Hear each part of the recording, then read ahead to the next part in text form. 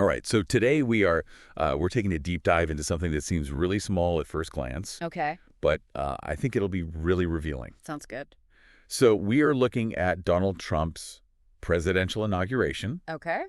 and specifically, we're going to look at the flags Mm-hmm. and how they were flown during the inauguration. Interesting. So you might be thinking flags, and like who really cares? Right. But this seemingly minor detail about flag protocol, it actually kind of opens up a window Okay. into how tradition and symbolism play a part Yeah. in these big political events, and maybe even how there's a bit of strategy involved. That's fascinating. Yeah. Sometimes the most seemingly insignificant details Yeah. can reveal a lot about the dynamics of power. Right. So let's set the scene. Okay. January 20th, 2017. All right. Trump is about to be sworn in. Yep.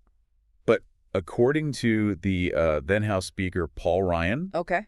the flags at the U.S. Capitol building, Uh-huh. they were going to be flown, get this, at full staff the whole time. During the inauguration. Whole inauguration. That's interesting. And now that you mention it, Yeah. I do kind of remember seeing half-staff flags at, Right. past inaugurations. Mm-hmm. Traditionally, the flags are flown at half-staff Oh, okay. until the new president actually takes the oath. Right. It's a way to show respect for Yeah. the outgoing president. I see. It acknowledges that transfer of power. So this full staff thing for Trump, was this something that had never happened before? It's certainly unusual, I- this tradition of having the flags at half-staff until the oath. Uh, It actually dates back to the late 19th century. wow. And then it became more like officially a thing in the early 20th century, and pretty much everyone's followed it since then. Huh. So Trump's inauguration Yeah. really does stand out then. It does. So what gives? Why break with tradition? Well, I mean, the simplest explanation Yeah. is that it was just an oversight. Like a miscommunication Right. in the craziness of putting together this huge event. Yeah. But things are rarely that simple, Especially in politics, right? especially in politics. Yeah. What are some other possibilities?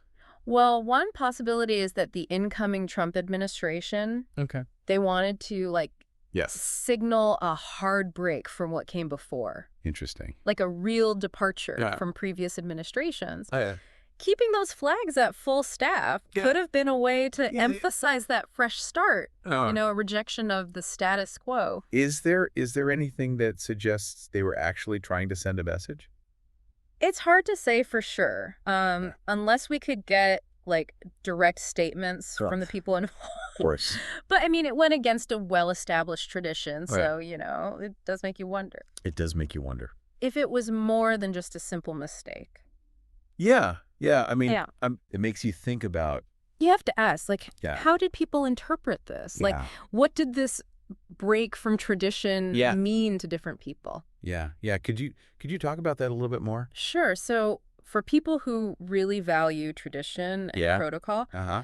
this probably came across as disrespectful. Okay. Yeah. Maybe a sign of disregard for the customs Uh-huh. and symbols that go with the presidency. When I think back to that day, Yeah. watching the inauguration, Uh-huh. I remember feeling like Yeah. something was off. Oh, Like yeah. I wasn't sure what to make of it, Right. but it all felt different. It did. It did. Did you have a similar experience? Definitely. There Yeah. was this sense of unease, I think. Yeah. And it probably came from this Yeah. subconscious realization that something wasn't right, Right. even if people couldn't put their finger on it. Exactly. But then on the other hand, right. Some people might have seen it in Yeah. a totally different way. Yeah. How so? Well, some might have seen it as this bold statement of change Uh-huh. and, a new era Yeah. in American politics. Interesting. To them, it might have represented a total rejection Oh, of right. what they saw as failures Well, of previous administrations. And then there are the people who, maybe Yeah. didn't even think twice about it. Yeah, for a lot of people, Yeah. it might have just been a small detail Uh-huh. that got blown way out of proportion. They might not have even noticed, Yeah. or they might have just thought it was a distraction Uh-huh. from more important things. It's really interesting because this whole flag thing reminds me of when President Carter Okay. decided to walk in the inaugural parade. Oh, instead of riding in a car. yeah. And it was just a small gesture. But it really resonated with people Mm-hmm. as like a symbol of his commitment Right. to being a man of the people. Exactly. It shows how even small things can have a big impact on Yeah. how people perceive things. Yeah. And it's like throughout history, Mm-hmm. these small gestures Yeah. can actually speak volumes Right. about uh, power and intention. Absolutely. So, I mean, what does this all mean for us? Right. I mean, we might never know for sure Yeah. what the reasoning was behind the full staff flags Mm, at Trump's inauguration. it's true.